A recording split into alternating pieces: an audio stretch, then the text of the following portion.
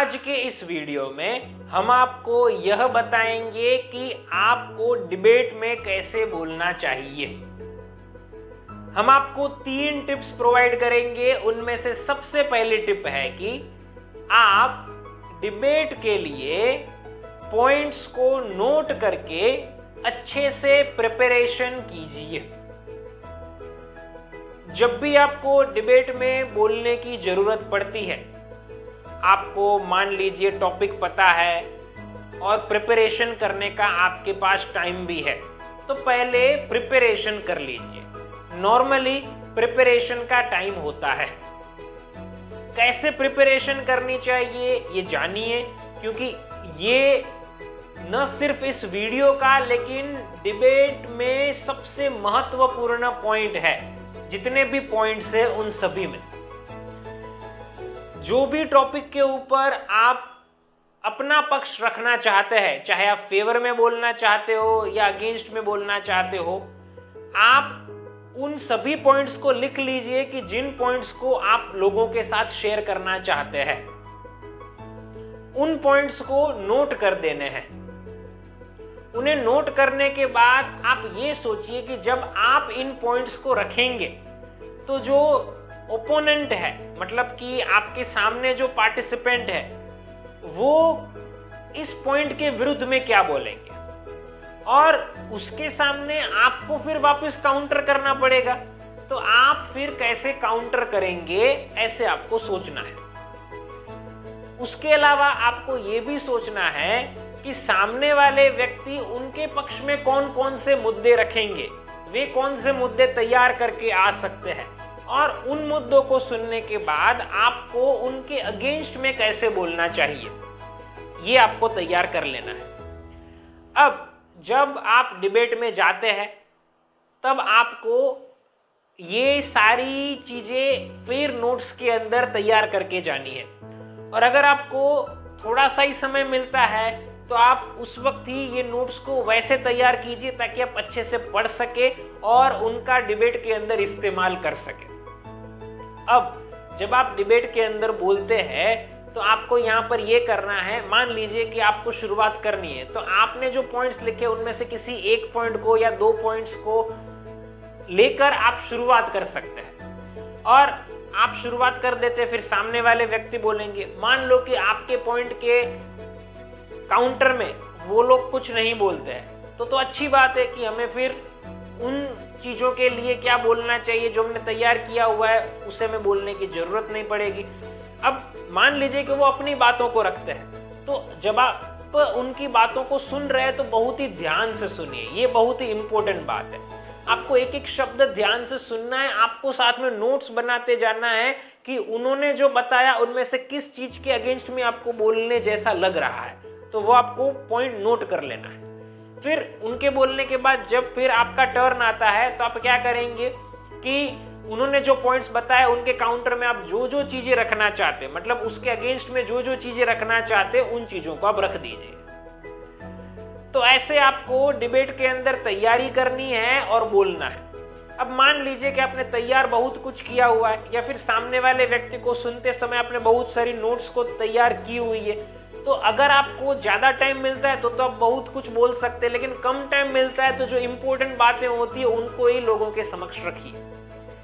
तो ऐसे हमें डिबेट के अंदर हमारा कंटेंट रखना चाहिए। ये सबसे पहली टिप थी और सबसे इंपॉर्टेंट टिप थी, तो इसे जरूर फॉलो कीजिएगा।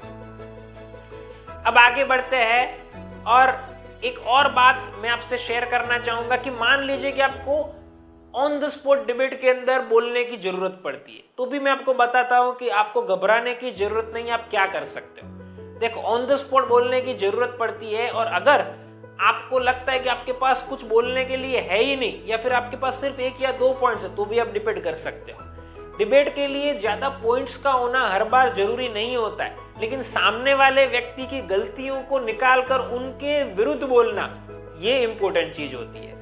तो आप सिर्फ सुनिए ज्यादा लोगों को, उनके पॉइंट्स में से गलतियां निकालने की कोशिश कीजिए और उसके सामने आप क्या बोल सकते हैं ये लोगों के समक्ष रखिए। तो बहुत बार ऐसा होगा कि आपने तैयारी नहीं की होगी, फिर भी आप डिबेट के अंदर बहुत अच्छा परफॉर्म कर पाएंगे और आप सक्सेसफुल हो जाएंगे। तो इस बात को भी ध्यान में रखिएगा। अब बात करते हैं डिबेट में कैसे बोलना चाहिए, उसके लिए दूसरी एडवाइस की, और वो है कि आप बोलते वक्त बेहतरीन बॉडी लैंग्वेज और बेहतरीन वॉइस मॉड्यूलेशन रखिए। डिबेट में आप क्या बोलते हैं उससे भी ज्यादा इंपॉर्टेंट होता है बहुत बार कि आप कैसे बोलते हैं। अगर आपका बोलने का तरीका शानदार होगा तो फिर लोग आपको बहुत चीयर अप करेंगे, लोग आपकी बातों से एग्री हो जाएंगे और आप सक्सेसफुल भी होंगे। तो कैसे हमें ध्यान रखना है इन दोनों चीजों का, चलिए समझते हैं। आप बॉडी लैंग्वेज का ध्यान कैसे रखेंगे? तो पहले तो आपको अपनी बॉडी लैंग्वेज बहुत ही फर्म रखनी है। फर्म रखनी है मतलब कड़क रखनी है। बहुत ही कमजोर हमारी बॉडी लैंग्वेज नहीं दिखनी चाहिए। आपका चेहरा कड़क दिखना चाहिए, आपकी बाकी की बॉडी भी कड़क दिखनी चाहिए। आप हाथों की मूवमेंट करते हो तो भी वो फर्म दिखनी चाहिए, मतलब कड़क लगनी चाहिए। इन चीजों का ध्यान रखना है। कड़क का मतलब ये नहीं होता है कि गुस्सा करना, ठीक है। कड़क का मतलब होता है कि कॉन्फिडेंट पोस्चर होना चाहिए। फिर उसके अलावा आपको उस चीज का भी ध्यान रखना है कि आप अपने एक्सप्रेशंस को बहुत ही अच्छे रखें। एक्सप्रेशंस को बहुत ही अच्छे रखें मतलब क्या? जहां जरूरत हो वहां पर आप स्माइलिंग फेस रखें। जहां पर आपको लगता है कि थोड़ा इमोशनल होने की जरूरत है वहां पर थोड़ा इमोशनल हो जाइए।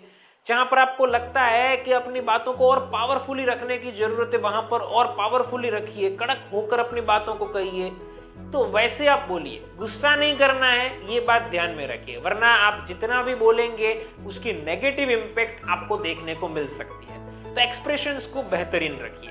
फिर उसके अलावा आपका आई कांटेक्ट अच्छा रखिए और साथ साथ रखिए, क्योंकि बहुत सारे लोग क्या करते हैं कि जब डिबेट में हिस्सा लेते हैं तो सामने वाले व्यक्ति के समक्ष ही नहीं देखते हैं। वो सिर्फ और सिर्फ नोट्स तैयार करने में ही बिजी होते हैं या किसी और जगह पर देख रहे होते हैं। तो सामने वाले व्यक्ति की तरफ देखिए। जितना आई कांटेक्ट बनाएंगे उतना ही आप कॉन्फिडेंट हो पाएंगे और सामने वाले व्यक्ति का कॉन्फिडेंस कम भी कर पा सकते हैं। तो ये बात का आपको ध्यान रखना है। ये बातें हुई कुछ बॉडी लैंग्वेज के बारे में।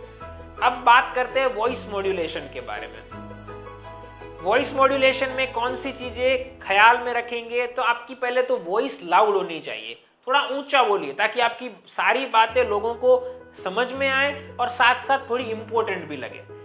बोलते समय शब्दों के ऊपर भार दीजिए, मतलब पिच का इस्तेमाल कीजिए। जितना पिच का इस्तेमाल करेंगे उतनी ही आपकी बातें लोगों को ज्यादा इफेक्टिव लगेगी। तो ये ख्याल में रखना है। फिर उसके अलावा बात आती है हमारे वॉइस मॉड्यूलेशन के अंदर हमारी स्पीड की। स्पीड को नॉर्मल रखिए, लोगों को समझ में आए उतनी स्पीड रखिए, क्योंकि आप फास्ट बोलकर ऐसा मत समझिए कि उस डिबेट के अंदर जीत जाएंगे। फास्ट नहीं बोलना है, आपको स्पीड नॉर्मल रखनी, क्योंकि आपको इफेक्टिवली डिबेट करनी है। आपको स्पीड को बढ़ाकर डिबेट को खराब नहीं कर देना है। फिर उसके अलावा अपने बोलने में बीच बीच में पॉजेस लेते रहिए, मतलब शब्दों के बीच में गैप रखिए ताकि आपकी सारी बातें आप एक साथ न कह दें और लोगों को धीरे धीरे वे सारी चीजें समझ में आ सके। तो ये हमें वॉइस मॉड्यूलेशन के बारे में हमारी डिबेट में ध्यान रखना है। देखो दोस्तों, बॉडी लैंग्वेज और वॉइस मॉड्यूलेशन बहुत ही इंपॉर्टेंट होता है हमारी डिबेट के अंदर। अगर आप उसे बेहतरीन बनाना चाहते हैं तो आप हमारे कोर्स को ज्वाइन कर सकते हैं। आगे बढ़ते हैं और डिबेट की स्किल को और अच्छे तरीके से रिफ्लेक्ट करने के लिए हमारी जो तीसरी सलाह आप लोगों के लिए है वो यह है कि आप लॉजिकल बातें कीजिए और अननेसेसरी चीजों को अपने बोलने में अवॉइड कीजिए। ये सुनने में बहुत ही नॉर्मल लग रहा होगा आपको, लेकिन ये बहुत ही इंपॉर्टेंट पॉइंट है, क्योंकि मैं इसको डिटेल में आपको बताता हूं, समझिएगा। जब आप डिबेट कर रहे हैं उस वक्त ध्यान रखना है कि आपकी सारी बातें लॉजिकल होनी चाहिए। डिबेट करने के खातिर आपको डिबेट नहीं करनी है। जो भी बातें कह रहे हैं उसमें कुछ लॉजिक होना चाहिए। सुनने वालों को इलॉजिकल लगेगा तो वो आपकी बातें नहीं सुनेंगे। आपको बोलते समय कोई भी अननेसेसरी सेंटेंसेस का इस्तेमाल नहीं करना है, अननेसेसरी बातें नहीं करनी। कभी कभार लोग ऐसा करते हैं कि उनको पता है डिबेट में बोलना है तो कुछ भी बोलते रहते हैं, लेकिन उनको ये नहीं पता होता है कि ये सारी चीजें नेसेसरी नहीं है, ये अननेसेसरी चीज है। तो अननेसेसरी चीजों को डिबेट के अंदर अवॉइड कीजिए। अब वो कैसे हो सकता है? तो आप समय के साथ साथ सीखते जाएंगे और आप अपने आप को जितना ऑब्जर्व करेंगे उतना आपको पता चल पाएगा कि आप कितना लॉजिकली बोलते हैं, कितना आप अननेसेसरी बोल रहे हैं कि जिसको अवॉइड किया जा सकता है।